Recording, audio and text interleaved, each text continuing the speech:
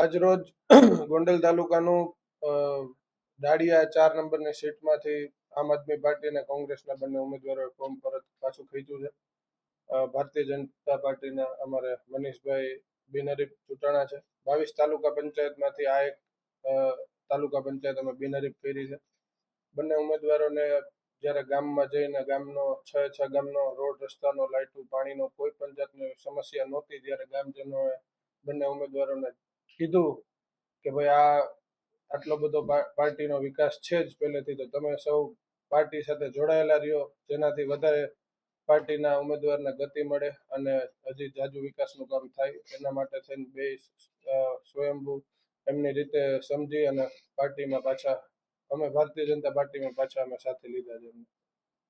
અમારી આ તાલુકા પંચાયતમાં 6 ગામના સમાવેશ થાય છે: ગુંદાસરા, રીબડા, રીબ, મુંગાવાવડી, ડાળેશ્વર અને વાડત્રી.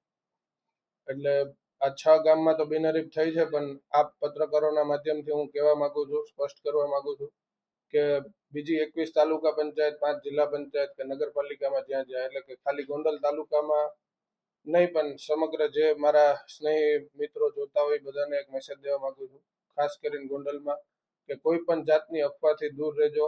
હું, મારો પરિવાર સંપૂર્ણ રીતે ભાજપ સાથે છીએ. એટલે જેમ બને એમ આ સ્થાનિક સ્વરાજની ચૂંટણીમાં આપણે ભાજપને જંગી બહુમતીથી જીતાડી.